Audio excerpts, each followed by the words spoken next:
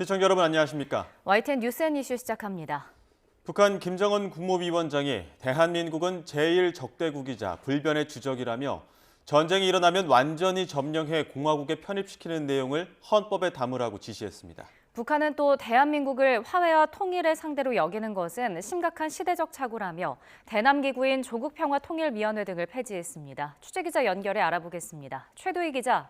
네, 통일부에 나와 있습니다. 먼저 김정은 국무위원장 발언부터 전해주시죠. 네, 김정은 국무위원장은 북한 헌법에 대한민국을 철두철미 제1의 적대국으로 불변의 주적으로 간주하도록 교육, 교양 사업을 강화한다는 것을 명기해야 한다고 말했습니다. 이와 관련해 북한 매체들은 어제 평양 만수대 의사당에서 우리의 국회에 해당하는 최고인민회의를 열었다고 보도했는데요. 이 자리에 참석한 김 위원장이 시정연설에서 헌법을 개정할 필요성이 있다며 이같이 말한 겁니다. 김 위원장은 대한민국은 화해와 통일의 상대이며 동족이라는 현실 모순적인 기성 개념을 완전히 지워버리고 가장 적대적인 국가로 규정짓기 위한 법률적 대책이 필요하다고도 덧붙였는데요. 이와 관련해 오늘 오전 조선중앙TV 보도 잠시 보고 오겠습니다. 정권 붕괴와 흡수 통일을 꿈꾸면서 우리 공화국과의 전면 대결을 국책으로 하고 있고 나날이 폐악해지고 오만무리해지는 대결 광증 속에 동족의식이 거세된 대한민국 족속들과는 민족 중흥의 길, 통일의 길을 함께 갈 수 없다는 것입니다. 김 위원장은 또 전쟁이 일어나는 경우 대한민국을 완전히 점령하고 공화국 영역에 편입시키는 문제를 반영하는 것이 중요하다고 말했습니다. 또 남쪽 국경선이 명백히 그어진 이상 불법, 무법의 북방 한계선, 다시 말해 NLL을 비롯한 그 어떤 경계선도 허용될 수 없으며 대한민국이 자신들의 영토와 영공 영해를 조금이라도 침범한다면 전쟁 도발로 간주하겠다고 위협했습니다.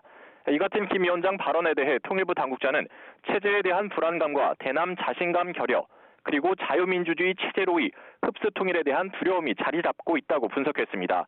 특히 경제 제재와 같은 어려움이 가중된 상황에서 내부 불만을 외부로 돌려 대남 적개심을 고치해야 하는 내부 수요가 있고 대남 노선 변경의 책임을 우리 정부에게 돌려 우리 사회 내부의 분야를 주장해 보려는 심리전의 일환이라고 설명했는데요. 일각에선 김 위원장의 발언이 한반도 문제 당사자가 남북이 아닌 북미라는 점을 각인시키고자 차기 미국 행정부에 보내는 메시지라는 분석도 나옵니다. 네, 북한이 또 남북회담이나 교류 업무를 담당해온 조평통 같은 대남기구도 폐지했죠. 네, 그렇습니다. 북한은 최고인민회의에서 대남기구인 조국평화통일위원회와 민족경제협력국 그리고 금강산 국제관광국을 폐지했습니다.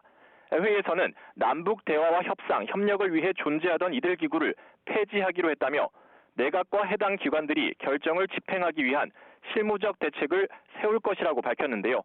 약 80년이라는 장구한 세월 하나의 민족, 하나의 국가, 두 개 제도에 기초한 북한의 조국 통일 노선과 극명하게 상반되는 흡수 통일과 체제 통일을 국책으로 정한 대한민국과는 언제 가도 통일을 이룰 수 없다고 주장했습니다.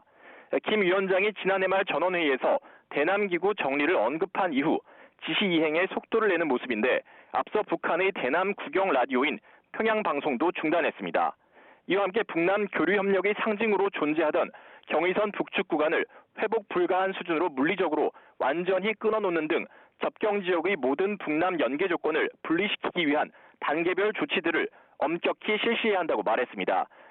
김관선과 개성공단이 우리 측 자산을 마음대로 운영하겠다는 뜻을 내비친 것으로도 보입니다.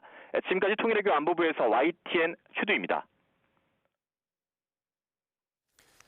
윤석열 대통령이 국무회의에서 새해 들어 처음으로 북한을 언급했습니다. 북한이 남북관계를 적대적 두 국가로 규정한 건 스스로 반민족, 반역사적 집단임을 자인한 거라며 전쟁이냐 평화냐 협박은 안 통한다고 경고했습니다. 취재기자 연결합니다. 조은지 기자. 네, 용산 대통령실입니다. 네, 연초부터 북한의 각종 도발이 이어지고 있는데 윤 대통령 어떻게 판단하고 있습니까? 네, 북방 한계선 NLL 인근 포병 사격과 탄도미사일 발사 등 북한의 잇따른 도발에 대해 윤 대통령은 대한민국을 균열시키기 위한 정치 도발이라고 규정했습니다. 남남 갈등을 유발하려는 일종의 심리전이라는 건데요. 윤 대통령은 우리 군은 압도적 대응 역량을 갖추고 있다. 도발 위협에 굴복해 얻는 가짜 평화는 우리 안보를 더 큰 위험에 빠뜨릴 뿐이라면서 북한 의도에 휘말리지 않고 강력히 대응하겠다는 의지를 밝혔습니다. 북한이 도발해온다면 우리는 이를 몇 배로 응징할 것입니다. 전쟁이냐 평화냐를 협박하는 재래의 위장 평화 전술은 더 이상 통하지 않습니다. 우리 국민과 정부는 하나가 되어 북한 정권의 기만 전술과 선전선동을 물리쳐 나아가야 합니다. 윤 대통령은 또 북한이 남북 관계를 동족이 아닌 적대적 두 국가로 규정한 건 북한 정권 스스로가 반민족적, 반역사적 집단이라는 사실을 자인한 거라고 비판했습니다. 그러면서도 북한 주민은 따뜻하게 포용해야 한다고 말했는데요. 북한 이탈 주민은 우리 헌법에 따라 대한민국 국민이며 우리와 똑같이 자유와 인권, 번영을 누릴 권리를 가진 같은 민족이라고 설명했습니다. 윤 대통령은 탈북민이 우리 사회에 잘 정착할 수 있도록 관심과 지원을 아끼지 않겠다면서 통일부에 북한 이탈 주민의 날 제정을 추진하라고 지시했습니다. 네, 그리고 각종 법안 처리에 대한 언급도 있었죠. 네, 오는 27일부터 중대재해처벌법이 50인 미만 사업장까지 확대되는데요. 윤 대통령은 이를 유예해달라고 국회에 거듭 요청했습니다. 현장의 영세기업들은 살얼음판 위로 떠밀려 올라가는 심정이라고 말한다면서 중소기업의 현실적 여건을 감안할 때 시간이 더 필요하다고 밝혔습니다.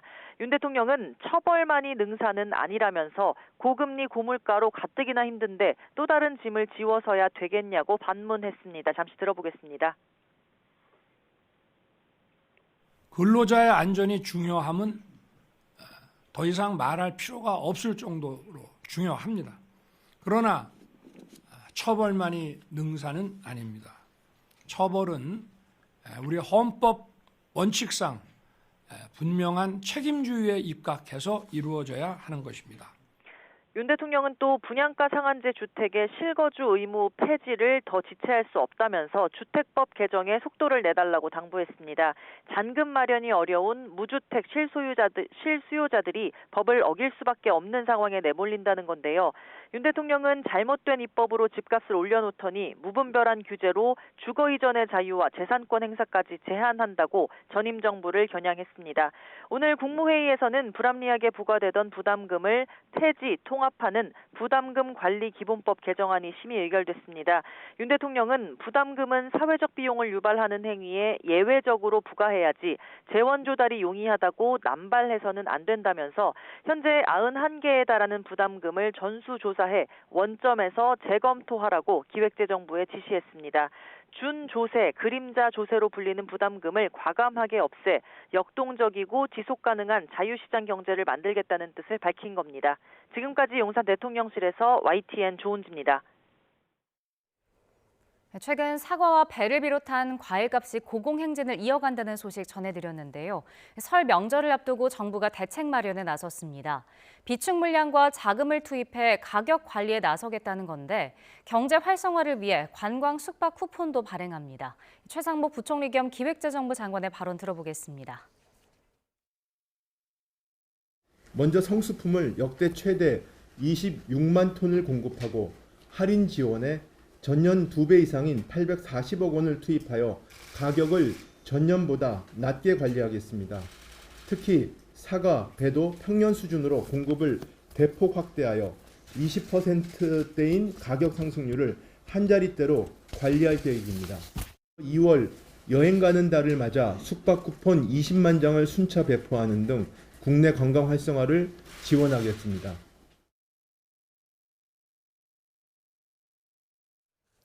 네, 국민의힘 한동훈 비상대책위원장이 더불어민주당 이재명 대표 지역구가 있는 인천을 찾아 국회의원 수를 줄여 정치개혁을 하겠다고 선언했습니다. 총선 험지 출마를 마다치 않겠다고 밝힌 원희룡 전 국토교통부 장관은 이 대표 지역구에 온몸으로 도전하겠다며 사실상 출사표를 던졌습니다. 취재기자 연결해 자세한 소식 들어보겠습니다. 나혜인 기자. 네, 국회입니다. 네, 한동훈 위원장 인천시당 신년 인사회에 참석한 거죠? 네, 국민의힘 인천시당 신년인사회가 인천시 계양구에 있는 호텔에서 조금 전에 끝났습니다.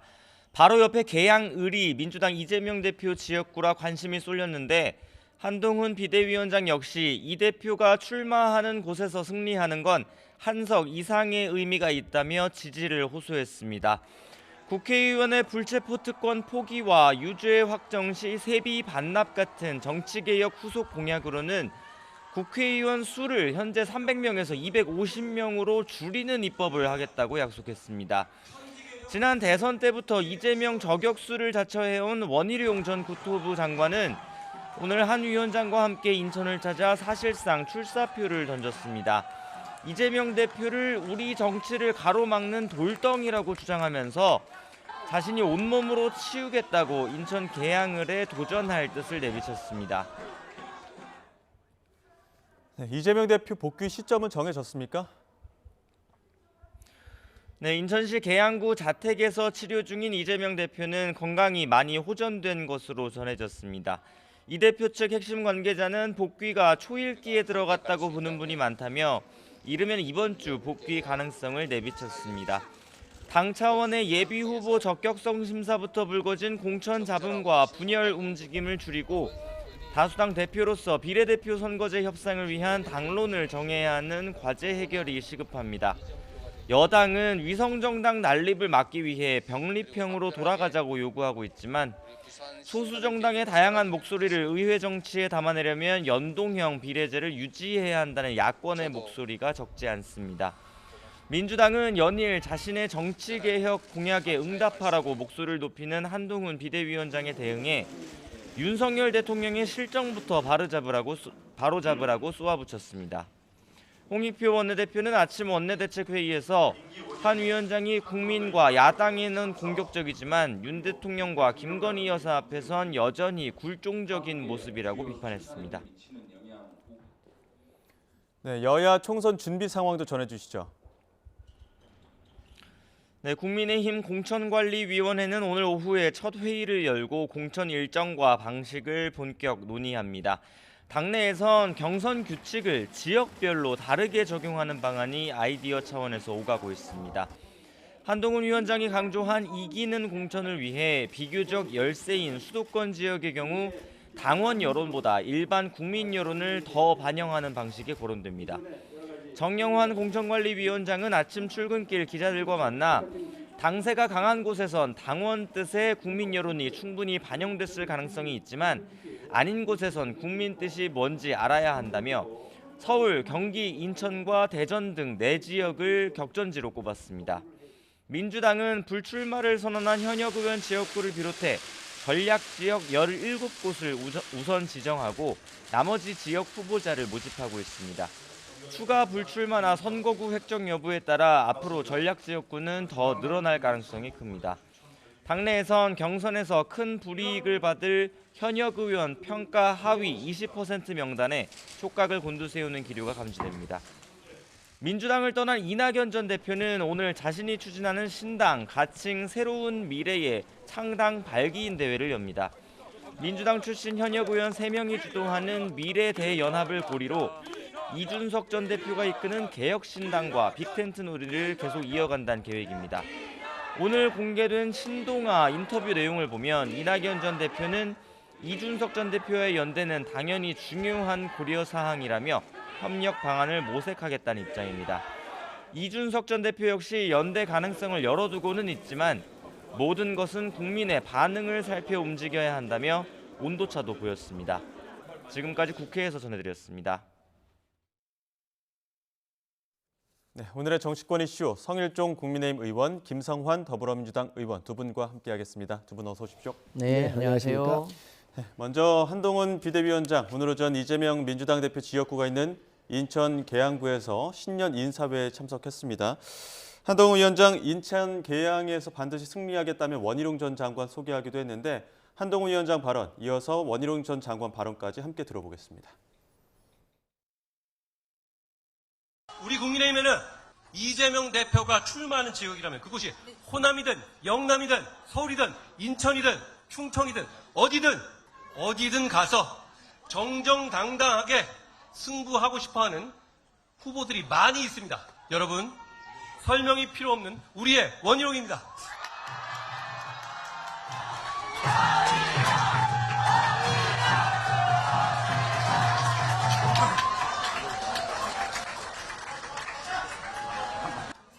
우리 정치가 꽉 막혀 있습니다. 대한민국이 앞으로 나가야 되는데 돌덩이 하나가 자기만 살려고 이 길을 가로막고 있습니다. 이 돌덩이가 누군지 여러분 아시죠? 제가 온몸으로 돌덩이를 치우겠습니다.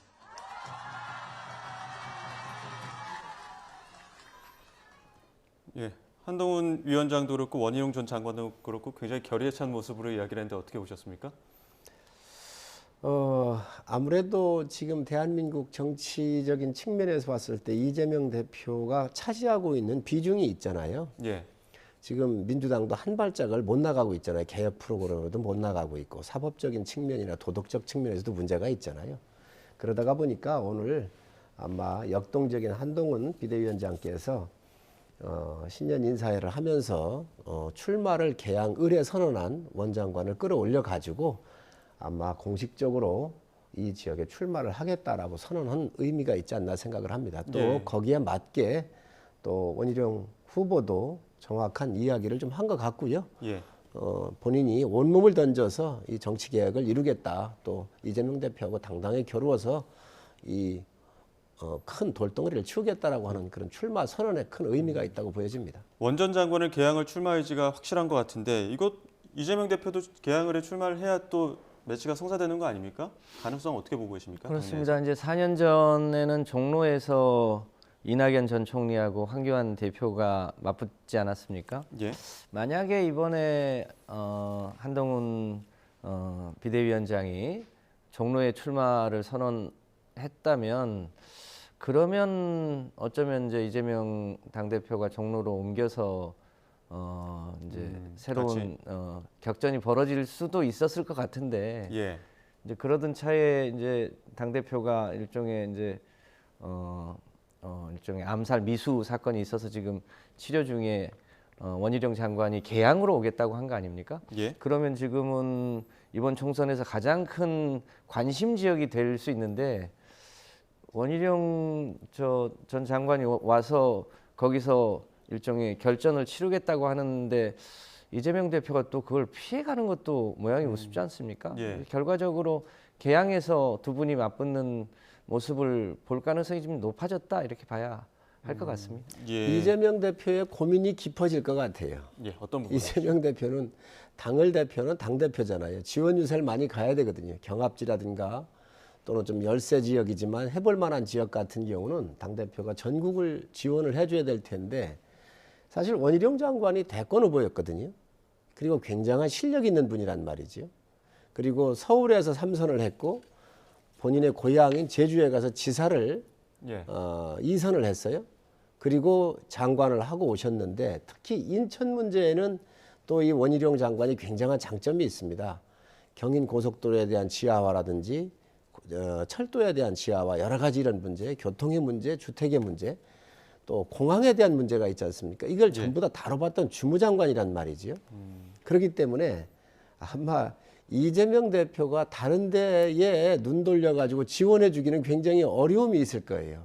이게 이재명 대표가 갖고 있는 딜레마고 또 아마 민주당에서도 굉장히 곤욕스러운 부분이 있을 겁니다. 그런 부분에서 김종인 전 비대위원장이 오늘 아침 어디 인터뷰에서 보면 개인적으로 봤을 때는 이재명 대표가 불출마를 선언하고 선거를 지원 유세에 나서야 된다 이런 의견들도 나오고 있거든요. 정치 원로의 시각을 어떻게 보십니까?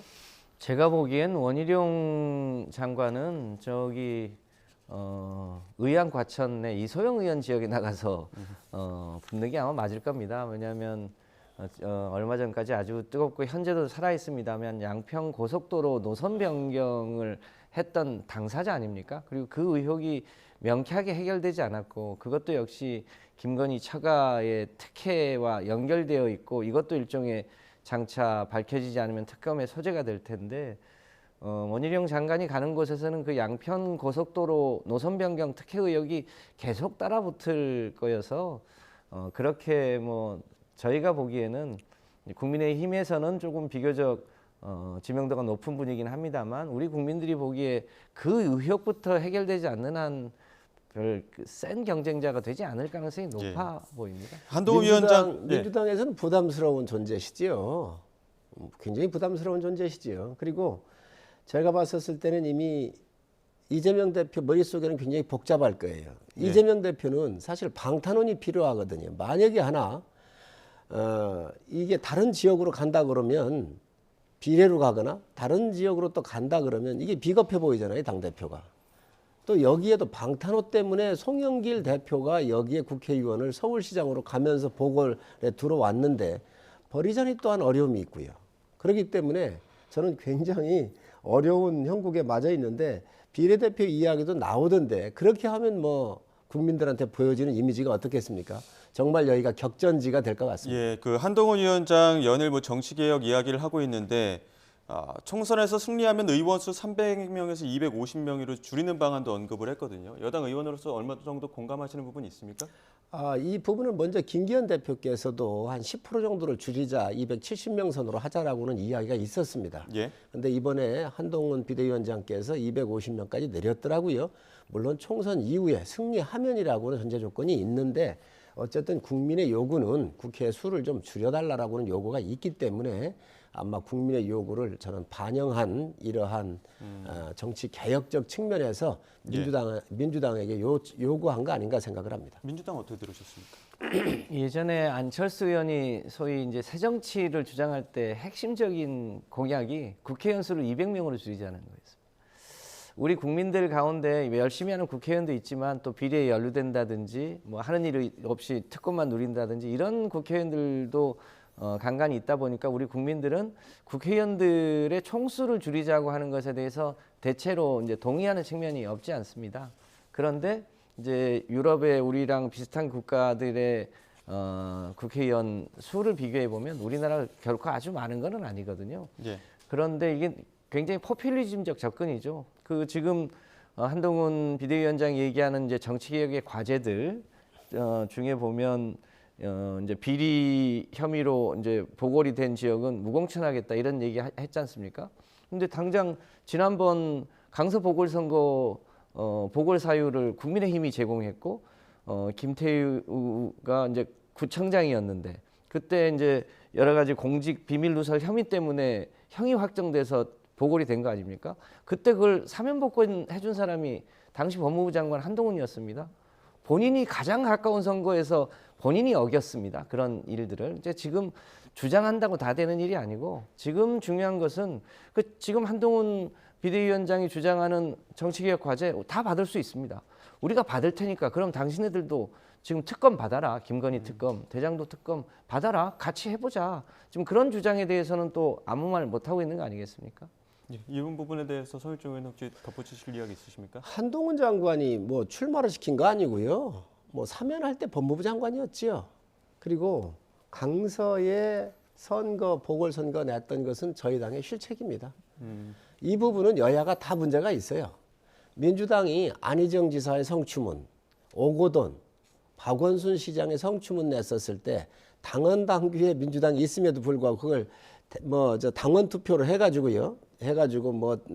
비율이 높게 나와서 출마를 해야 한다는 명분을 가지고 출마를 했었거든요. 사실 그렇게 했음에도 불구하고 민주당이 패했었는데 저희 당이 이거 냈던 것은 사실 잘못된 일입니다. 예. 그런데 이러한 부분들에 대해서 비대위원장으로 정치인으로 변신해서 와가지고 잘못됐으니까 개혁을 하겠다, 안 내겠다. 저는 아주 진일보한 일이라고 생각을 합니다. 공천 관련해서도 두 분께 여쭤봐야 될 것 같습니다. 한동훈 위원장 연일 이기는 공천 이야기를 하고 있습니다만 지금 가장 공천 과정에서 지금 당장 시급한 관건이라고 한다면 컷오프 규모 아니겠습니까? 현역 물갈이론 계속 나오고 있는데 그 규모에 대해서는 어떻게 좀 정리가 돼야 된다고 보십니까? 20% 얘기를 했는데 이제 공관이 인요한 혁신위에서는 플러스 알파를 해달라 그랬지요. 예. 그런데 아마 이 부분은 지금 당무감사위원회에서 각 지구당별로 운영 실태라든가 여론 지지도 모든 것들을 다 심도 있게 검토를 해가지고 결론을 내서 하위에 대한 개념을 정해가지고 넘겼을 거예요, 공관위로. 204곳 중에 46곳 컷오프해야 된다 이렇게 권고를 했더라고요, 당무감사위원회에서. 그래서 그 기준이 존중될 거라고 보여집니다. 예, 그러면 20% 플러스 알파 정도가 되겠네요. 저는 그렇게 보고 있습니다. 예, 민주당은 어떻게 좀 정리되는 부분들이 있습니까? 저희는 이제 4년 전에 하위 20%를 뭐 일률적으로 컷오프를 하진 않고 경선에 참여하면 감산을 20% 적용을 해서 예. 신인에게 가산점을 주고 또 기존에 하위에 들으셨던 분은 이제 감산을 해서 결과적으로 신인의 이 경쟁 과정에서 이길 수 있도록 그렇게 제도화한 바 있는데요. 예. 이번에는 이제 하위 10%는 그 감산 기준을 20%에서 30%로 올렸습니다.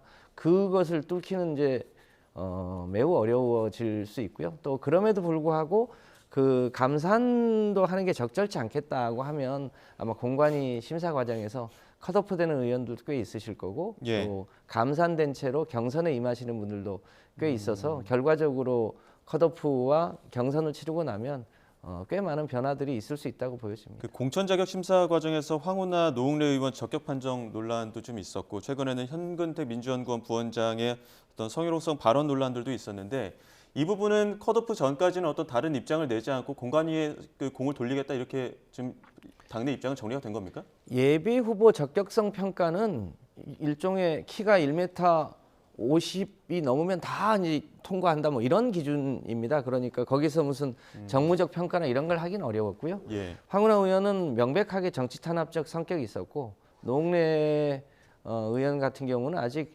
재판이 1심도 끝나지 않은 상태여서 이제 예비 후보에서 판단하기 어려웠고 예. 공관위에서는 이제 그럼에도 불구하고 정무적 요소라든지 선거에 미칠 영향이라든지 이런 걸 다 감안해서 적정하게 우리 국민 눈높이에서 판단하지 않을까 싶습니다. 저는 그렇게 보지는 않습니다.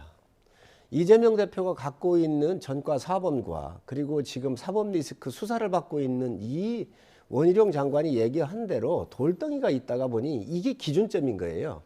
그러다가 보니까 나머지 부분들을 구제 안 할 방법이 없는 것이지요. 아니 당대표가 굉장히 많은 모순을 갖고 있는데 다른 사람의 모순을 지적할 수가 있겠습니까? 지금 황운하 의원 얘기를 하셨는데요. 황운하 의원이 어떻게 이분이 정치적인 박해를 받았지요? 이분이 정치적인 박해 받았습니까? 문재인 정권 때 8개의 부서가 관련돼 가지고 울산시장에 그 부정선거에 개입하고 거기에 관련됐던 수사를 했었던 청장입니다. 그리고 그게 법원에서 1심 판결해 가지고 실형을 때렸잖아요. 법원이 3심까지 가는 제도이기는 하지만 1심도 중요한 겁니다. 그러면 1심은 법원이 아닙니까? 물론 사법체계상 대법원까지 확정이 되어야 그게 결정이 나는 거긴 하지만 예. 법원의 1심의 정도만 나왔어도 정당은 고려해야 될 부분이 있지요. 그런데 이 부분은 민주주의를 파괴한 분이란 말이죠. 이런 부분을 왜 정리를 못하겠습니까? 못하는 것은 이재명 대표 때문에 못하는 겁니다. 이 부분에 대해서는 김성환 의원이 짧게 또 덧붙일 말씀 듣겠습니다. 황운하 당시 경찰청장 같은 경우는 실제로 무슨 청와대 하명 수사를 받은 게 아니고 그 지역에 토착 비리가 있었고 그 토착 비리에 당시 이 김기현 울산시장과 그 가족들 형제들의 비리 혐의가 명백했습니다. 고래고기 환부 사건도 마찬가지였고요. 그 청와대 실제로 황운하 청장은 청와대의 하명 수사를 받은 바 없다는 게 본인의 주장이고 실제로도 확인된 바가 큽니다. 이제 그럼에도 불구하고 1심 재판부가 이 증거를 잘 받아주지 않아서 생긴 일이고 저희가 보기에는 이건 명백한 정치 탄압으로 보여집니다. 이제 그런 부분은 마찬가지로 공관위에서 어떻게 정무적으로 판단할지는 가려질 것으로 봅니다. 그리고 또 어제 한동훈 잠시만요. 한동훈 위원장 이야기를 또 이어가야 돼서 여기까지만 이야기하고요. 삼선 어제 회동 마치고 나서 내일 이제 또 김기현 대표 만나기로 되어 있습니다. 이제 4선 중진 의원 만나는 자리인데 거기에서 또 어떤 이야기 오갈지 왜냐하면 김기현 전 대표 나가고 나서 처음 만남이었다 보니까 여기서 과연 어떤 좀 메시지가 나올 것이냐 어떤 모습이 연출될 것이냐 이런 것 좀 분석하는 이야기들 많더라고요. 어떻게 보십니까? 재밌는 예측인데요. 예. 김기현 대표가 인품이 좋으신 분입니다. 당을 이끌으셨었고 그리고 새로운 바람을 익히기 위해서 희생해 주신 분이잖아요. 저는 한동훈 장관께서 감사하다고 얘기할 것 같아요.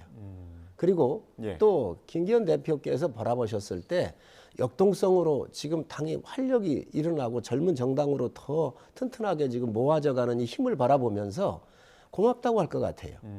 그런 면에서 본인이 갖고 계셨던 당의 경험 이런 부분들을 전수해 주시겠지요. 그럼 우리 왜 이상하겠습니까? 저는 전혀 이상할 것 같지가 않습니다. 근데 뭐 중진 용퇴 이런 이야기 나오는 가운데 김기현 전 대표가 울산 지역구에 출마를 할 것이냐 말 것이냐 이런 걸 두고도 그 이야기가 부분은 많으세요. 그 부분은 여기서 거론될 문제가 아니죠. 왜냐하면 그렇죠. 이 당이라고 하는 게 시스템적으로 되어 있고 공관위에서 할 일인데 예. 당 대표가 그 공천 문제를 꺼낼 수 있겠습니까? 전직 대표한테. 그렇죠. 그렇기 때문에 이 부분은 공천 시스템이 작동되는 그 부분에 가 있을 거고요. 저는 전현직의 당 대표가 만나면서 당에 대한 여러 가지 더 발전 방향에 대해서 더 좋은 의견들이 오갈 거라고 생각을 합니다. 물론 타당이겠지만 그런 모습 연출되는 모습들에 대해서 어떻게 좀 바라보고 계십니까? 글쎄요, 김기현 대표가 최근에 들리는 소문에 의하면 이제 이준석 신당으로 옮겨갈 가능성도 있다. 그런 이야기도 나옵니까? 그런 얘기도 간간히 들립니다만 이제 아무래도 국민의힘이 이 수도권 지역의 공천을 먼저 하고 비어 있는 데가 많으니까 영남 지역 공천을 최대한 늦추겠다는 거 아닙니까? 그 얘기는 결국 이제 영남 지역의 현역 다수를 물갈이하겠다고 하는 함의가 숨어져 있고 물갈이를 많이 하면 할수록 이제 최종적으로 김건희 특검에 미치는 영향도 변수가 될 수밖에 없을 텐데 그 과정이 어느 정도 수준까지 물갈이가 될지 그것이 국민적으로 영남 지역의 유권자들한테 수용이 될지 그게 최대 변수라고 봐야겠죠. 사퇴하던 날 김기현 전 대표 사퇴하던 날 공교롭게도 이준석 전 대표 만났던 그 내용들이 있다 보니까 아무래도 그런 소문들도 나오는 것 같은데 당내에서는 그런 이야기 안 나옵니까? 예, 안 나오고 있습니다. 예, 알겠습니다. 자, 그러면 김무성 전 대표 이야기 조금만 한번 여쭙겠습니다. 지금 다시 이제 복귀를 하면서 영도 출마를 선언했는데 이 부분과 관련해서 올드보이의 귀환들이 너무 많은 것 아니냐? 중진들 용태로 나오는 가운데 중진들이 다시 들어오는 게 적절하냐? 이런 이야기 나오는 거에 대해서는 당내에 어떤 좀 이야기도 나오고 있습니까? 당내 이야기를 들어본 건 아니지만 정치인이 정치를 하고 출마를 할 때는 자기의 생각이 정확하게 정리가 돼야 됩니다. 예. 그리고 그 대의 명분이 있어야 되고요. 예. 그 대의 명분이 국가를 향한 국민을 위한 대의 명분이어야지 무슨 다른 명분이 돼서는 안 되잖아요. 이렇게 보니까 후배들이 잘못해서 출마한다고 그러는데 이게 과연 논리적으로 맞을까요? 정동영 전 대표도 대권 후보를 지내셨잖아요. 나오시는데 이재명 대표를 지키기 위해서 나온다 그랬어요. 아니 이재명 대표를 지키기 위해서 나오는 게 대명분이 될 수 있습니까? 자기가 어떤 정치를 할 것인지 국민한테 무슨 일을 할 것인지에 대해서 그 명분을 가지고 나와야 그게 합당한 것이지요. 지금 전혀 저는 국민들한테 와닿지 않는 그러한 명분도 아닌 걸 가지고 핑계를 가지고 오는 것은 바람직하지 않다고 생각을 합니다. 예. 당당하게 왜 나와야 되는지에 대한 정확한 명분을 국민한테 소구를 해야지요. 예, 최근에 여론 흐름도 한번 좀 살펴보겠습니다. 어제 나온 리얼미터 정당 지지율 조사를 보게 되면 민주당이 2.1%포인트 떨어진 42.4%, 국민의힘은 3%포인트 오른 39.6%, 양당 간 격차는 오차 범위 내 수준으로 다시 좁혀졌는데 근데 여기 눈에 띄는 부분들이 국민의힘이 특히 지난해 3월 2주차 때가 41.5%인데 그 이후로 지지율이 최고치를 기록한 것으로 집계가 되고 있습니다. 이러한 여론 흐름은 성일종 의원님 어떻게 보고 계십니까? 우선 첫 번째는 이재명 대표께서 피습을 당해서 굉장히 동정을 받을 수 있는 그런 환경이었음에도 불구하고 예. 민주당의 이제 선거가 끝났구나. 그렇기 때문에 이걸 어떻게 더 정치적으로 포장을 하려고 하는 거에 너무 이걸 욕심을 부리다가 보니까 역풍을 맞았다라고 하는 그런 생각이 좀 있었고요. 전 개인적으로 갖고 있고. 두 번째 저 여론 지지를 한 여러 가지 분석을 제가 해볼 때 20대에서 10% 정도가 이렇게 상승을 해줬습니다. 예.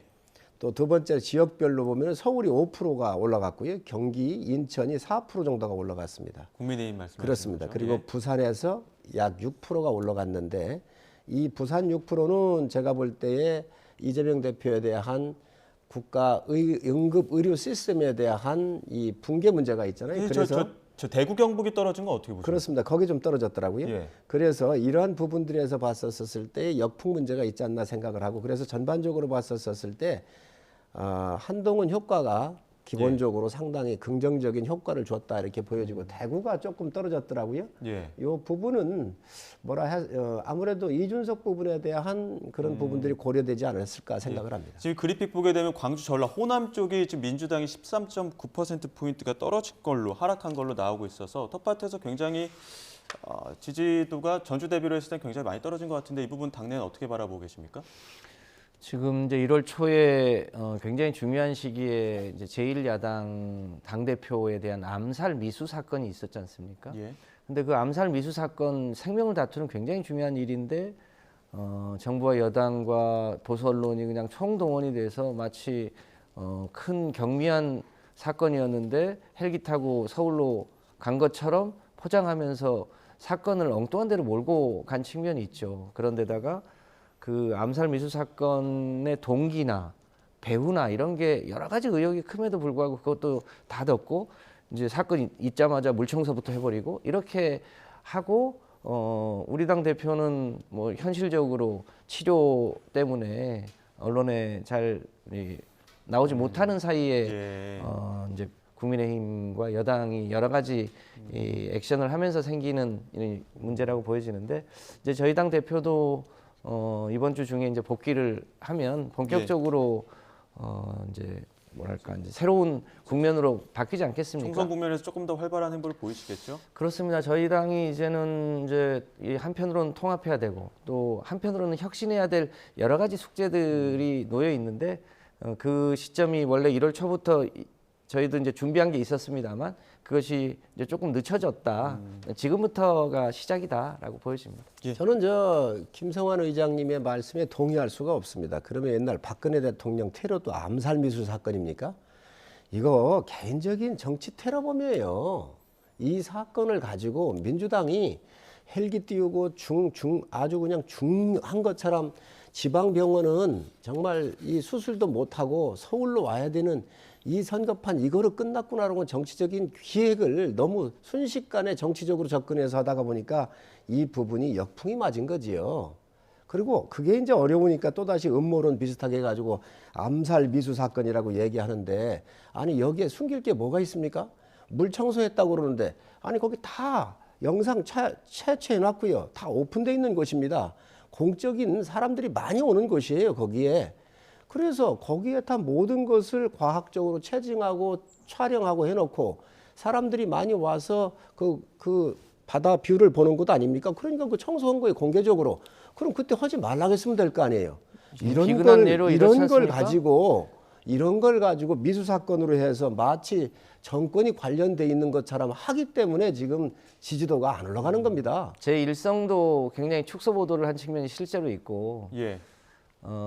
이제 최근에 그 암살 미수범을 그 호텔에서 현장까지 태워다 준 택시 기사가 자진 제보를 했지 않습니까? 그러면 당연히 그 택시 이 안에 붙어 있는 이제 CCTV나 이런 거를 증거를 확보하기 위한 노력을 바로 했어야 되는데 그런 노력조차 안 하고 또 그 최종 발표할 때 그런 내용조차 공개를 안 하고 있다가 나중에 제보로 다시 확인된 거 아니겠습니까? 예. 굉장히 중요한 단서인데 그런 거를 확인하지 않았다는 것, 또 발표하지 않았다는 것, 추가로 증거를 채집하기 위한 노력을 안 했다는 것, 뭔가 좀 이상하지 않습니까? 그걸 공당에서 그렇게 자꾸 아니 그러면 왜 검찰에 있던 수사권을 경찰로 넘겼습니까? 저 민주당에서 넘겼잖아요. 그래가지고 검수한박을 했잖아요. 그래놓고 나서 지금 이런 얘기를 하면 안 되고 또 뭐 이 사람에 대해서 신원에서 밝혀라 그러는데 정당법에서 못 밝히게 돼 있잖아요. 그런데 법을 어기면서 그걸 밝히라고 얘기를 하면 도대체 민주당은 도대체 뭘 어떻게 하자는 거예요? 민주당이 지금 국무총리실 고발 검토는 계속하고 계시는 거죠? 그렇습니다. 예, 그 부분과 관련해서 이제 향후에 또 민주당이 어떻게 대응하는지 부분 또 지켜봐야 될 것 같고요.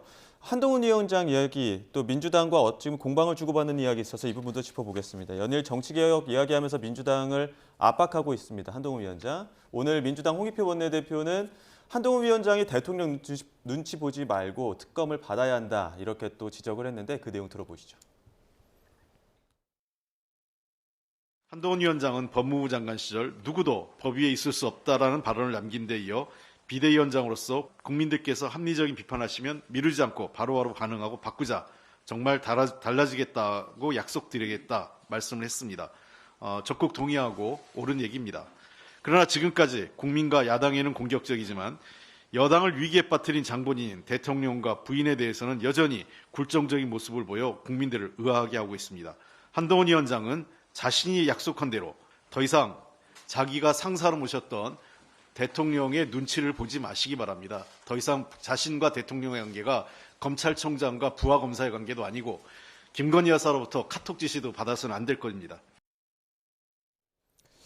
카톡 지시 받아서는 안 된다, 특검을 받아야 된다 이렇게 압박했는데 일단 김 의원님 어떻게 들으셨습니까? 네, 김건희 이제 도이치모터스 주가 조작 특검 같은 경우에 뭐 2년간 탈탈 털었다 뭐 이렇게 얘기를 국민의힘 측에서는 하고 있습니다만 얼마 전에 검찰이 재판부에 낸 종합 의견서에 따르면 그 22년 12월 달에 낸 거니까 윤석열 정부 하에 검찰이 낸 종합 의견서입니다. 거기에 따르면 김건희 여사와 그 모친 최은순 여사 그 두 분이 이 도이치모터스 주가 조작으로 보입니다. 주가를 통해서 얻은 이익의 총액이 23억에 이른다고 하는 보고서를 검찰이 재판부에 낸 거 아닙니까? 그러면 이게 엄청난 금액이거든요. 이게 개미들 투자 금액들을 사실상 갈취해서 얻은 것으로 보여지는데 이런 정도의 혐의가 검찰로부터 있었다는 게 공식적으로 재판부에 보고될 정도면 당연히 검찰 내에서 수사와 조사를 했어야 되는 거 아닙니까? 근데 그거를 계속 윤석열 정부 하에서 미루고 있어서 저희가 특검을 하자고 한 것이고 예. 죄가 있으면 당연히 특검을 통해서 밝혀야 되고 죄가 없으면 특검을 통해서 이제 소위 무혐의를 받으면 될 거 아닙니까? 근데 그걸 지금 계속 피하고 있단 말이죠. 이제 그런 면에서 보면 당연히 검찰이 종합의견서에 23억 원의 주가 조작, 주가 이익이 있었다고 한 것을 보면 이번 기회에 특검을 받아야 되는 거 아닌가 싶습니다. 예. 근데 지금 홍익표 원내대표 주장 지금 녹취엔 나오지 않았습니다만 만약에 불체포 포기 그 특권 포기하는 거 만약 개헌할 거면 대통령의 거부권을 제한하는 부분들도 같이 그 개헌을 하자 이런 주장들도 나왔거든요. 여기 어떻게 생각하십니까? 이 부분은 좀 이따 얘기를 하고요. 지금 얘기하시는데 야당의 탈출구는 특검밖에 없겠지요. 되지 않을 거라는 걸 뻔히 알면서.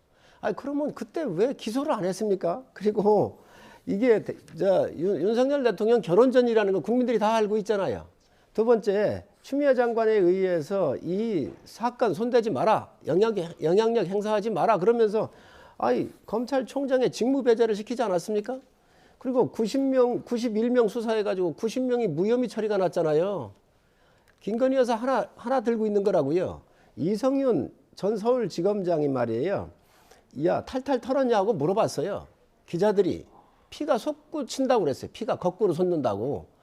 그러면 탈탈 털었는지 안 털었는지 그건 대답을 안 하고 피가 거꾸로 솟는다고만 얘기를 한 거거든요. 아니 본인이 이때 총사령관이었습니다. 검찰총장이 배제된 상태에서 이걸 못 해놓고 와가지고 지금에서 특검을 하라고 얘기하는 것은 정말로 총선에 기획되어 있는 정치공세 특검입니다. 야당이 진정성을 가지려면 좋다, 이거 내려놓게. 총선 이후에 그럼 특검을 논하든지 합시다라고 얘기는 왜 못합니까? 그걸 못하고 있잖아요. 저는 이거 맞지 않는 일이라고 생각을 하고요. 두 번째 말씀 주셨던 게 특검 이야기였는데 다른 질문 드리도록 하겠습니다. 시간 관계상. 제3지대 이야기 두 분께 짧게 여쭤야 될 것 같아가지고 다 이 질문 드리겠습니다. 이낙연 전 대표랑 이준석 위원장 지금 뭐 낙준연대 어떻게 될 것이냐 이런 관측들 많이 나오는데 일부에서는 빅텐트 넘어서 큰 집 지을 수도 있을 것이다라는 분석들도 있고 일부에서는 낙준연대 결국에는 지향하는 바가 달라서 안 될 것이다 이런 분석들이 나뉘거든요. 두 분 어떻게 보시는지 먼저 김성환 의원님. 지금 두 분의 이해관계가 가장 일치하는 대목은 총선의 기호 문제일 겁니다. 지금 정의당이 이제 6석인데 정의당이 6석보다 더 많아야 기호 3번을 받을 수 있지 않겠습니까? 그런 면에서 보면 이제 소위 낙준연대의 필요성은 있어 보이는데 길게 보면 사실은 두 당의 가치나 구성 요소나 이런 게 굉장히 상이하거든요. 이제 그런 면에서 보면 일시적인 소위 이제 함께 해야 될 요인은 있지만 소위 이 구심력보다 원심력이 훨씬 크기 때문에 길게 보면 함께 가기는 쉽지 않아 보인다라고 예측됩니다. 성시 의원께서 어떻게 보세요? 제가 볼 때는 민주당의 양심적인 세력이 있습니다. 그리고 민주당이 지금 위기입니다. 이러한 여러 가지 호재가 있음에도 불구하고 내려가고 이것은 이재명 대표에 대한 리스크 때문에 그렇거든요. 그렇기 때문에 여기에서 꽤 많은 의원들이 저는 더 많이 탈당을 통해서 이낙연 신당에 합류하지 않을까 하는 생각을 갖고 있습니다. 국민의힘의 탈당은 어떻게 보십니까? 이제 그건 총선 이후 그 공천 이유를 좀 다른 분들이 기대하고 계신 거고요. 그런데 제가 볼 때는 민주당에서는 공천 이유가 이전에라도 이 문제가 나올 것이다. 그래 되면 아마 이 기호 문제는 해결이 될 거로 보여져요. 이낙연 대표의 신당에 그런 여러 가지 문제가 있기 때문에 지금 숫자가 적을 때는 여러 연합에 대한 제휴에 대한 문제가 있지만 그 이후에는 이런 부분이 아니라 각자의 길로 갈 가능성이 높아져 보입니다. 예, 알겠습니다. 여기까지 듣도록 하겠습니다. 지금까지 성일종 국민의힘 의원, 김성환 더불어민주당 의원과 함께했습니다. 오늘 말씀 고맙습니다. 감사합니다.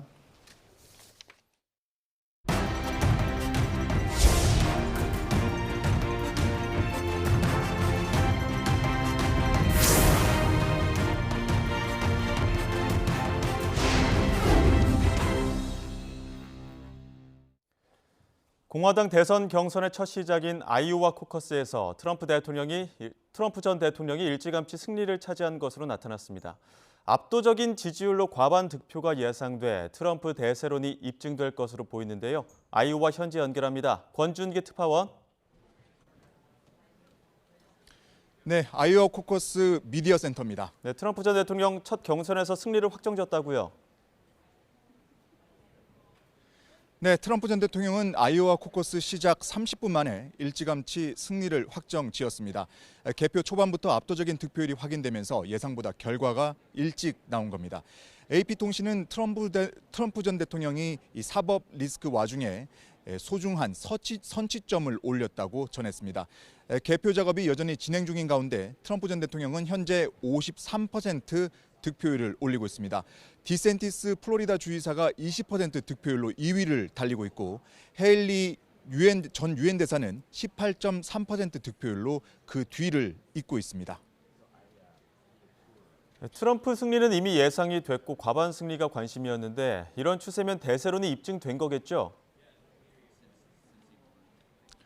네, 최종 집계 결과 트럼프가 과반 득표를 달성할 경우 트럼프 대세론을 부정하기 힘들 것으로 보입니다. 정치 전문 매체인 더 힐은 트럼프가 첫 경선에서 과반을 차지하면 상대 후보에게 KO 펀치가 될 것으로 관측하기도 했습니다. 경선이 조기에 마감될 수 있다는 겁니다. 이제 관심은 2위를 누가 차지할지 또 트럼프에 얼마나 따라붙을지가 될 전망입니다. 특히 다음 경선지인 뉴햄프셔는 중도층 비중이 높은 곳이어서 헤일리나 디센티스가 유의미한 2위를 차지할 경우 도약의 발판을 마련할 수 있습니다. 네, 대선 본선에서도 트럼프가 바이든을 이길 거라는 여론조사 결과가 나왔다고요. 네, 정치 전문 매체 더 힐은 본선에서 이 트럼프가 승리할 거라고 예상하는 유권자가 더 많다는 여론조사 결과를 내놨습니다. 응답자 44%가 트럼프 승리를 예상했고 이 바이든 승리를 점친 응답자는 35%였습니다. 응답자 21%는 잘 모르겠다고 답했습니다. 또 공화당 대선 후보 경선 결과에 대해서는 응답자 과반수인 57%가 트럼프 전 대통령의 승리를 예상해 트럼프 대세론에 힘을 실었습니다. 지금까지 아이오와 코커스 미디어 센터에서 YTN 권중입니다. 한국계 미국인 이성진 감독의 넷플릭스 드라마 성난 사람들이 미국 방송계 최고 권위의 에미상 시상식에서 8관왕을 달성했습니다. 이성진 감독은 로스앤젤레스 피콕 극장에서 열린 에미상 시상식에서 미니시리즈 TV 영화 부문 감독상과 작가상을 수상한 데 이어 작품상까지 거머쥐었습니다. 성난 사람들에 출연한 한국계 미국 배우 스티븐 연도 나무주연상을 수상했고 엘리 웡도 여우주연상을 받았습니다. 또 캐스팅상을 비롯한 3개 부문에서도 수상을 추가하며 현재까지 8관왕을 석권했습니다. 코로나19 사태 때 주춤했던 공연계가 다시 활기를 띠면서 지난해 국내외 다양한 공연이 무대에 올랐는데요. 그 결과 지난해 공연 시장 규모가 영화 시장 규모를 뛰어넘은 것으로 나타났습니다. 지난해 한국 영화와 외화를 합산한 박스오피스 총 매출액은 1조 2,614억 원으로 집계됐습니다. 그런데 공연 총 매출액은 1조 2,680억 원대로 잠정 집계되면서 근소한 차이긴 하지만 영화 시장 규모를 뛰어넘었는데요. 코로나 이후 뮤지컬과 대형 내한 공연, K-팝 아이돌 공연, 클래식까지 다양한 장르의 공연이 열린 것이 영향을 미쳤습니다. 이렇게 공연 시장이 성장한 배경은 뭘까요? 바로 코로나 이후 그동안 누리지 못했던 데 대한 보복 소비로 관객들이 공연에 아낌없는 투자를 했기 때문이란 분석입니다.